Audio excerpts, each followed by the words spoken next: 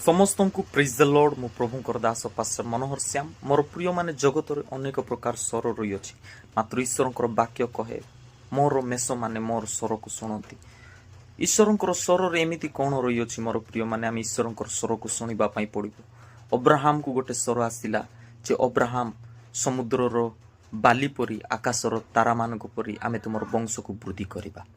मोर प्रिय माने अब्राहम रो वंश आज समुद्रर बाली परी आकाशर तारा मान परी हो जाइए। जदि ईश्वर स्वर को जदि आपण शुणिबे आपणकर जीवन महत् कार्य घटा आरंभ हो। जदि कौन समस्यार समाधान हो पारना, रोगर जदि सुस्थता पाई पारना, कौन सी प्रोब्लेम आपन को छाड़ी करी जदि जाऊना, ताले गोटे थर प्रभुंकर स्वर को शुणु, ईश्वर वाक्य को शुणु। परमेश्वर आपण मानकर जीवन महत् कार्य करेंगे कहीं ईश्वर स्वर रे सामर्थ रही अछि, अभिषेक रही अछि।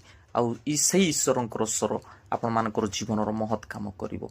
जदि आपणकर जीवन किसी अद्भुत कार्य आपण देखिबा पई चाहुछंती, जदि आपणकर जीवन रे आपणकर लाइफ रे आपणकर फ्यूचर रे गोटे अनदर लेवल को जदि आपण देखिबा पई चाहुछंती, ताले ईश्वरकर स्वर ही आपण मानकु नेक्स्ट लेवल को नै जिवो। एते पई मोर प्रिय माने ईश्वरकर वाक्य कहे, यीशु ख्रीष्ट कहंती मोर मेष माने मोर स्वर को शुणती। आपण माने ईश्वरकर स्वर को शुणतु, आगु को बढ़ंतु। प्रभु आपण मानकर जीवन महत् कार्य करबा पई जाउछंती।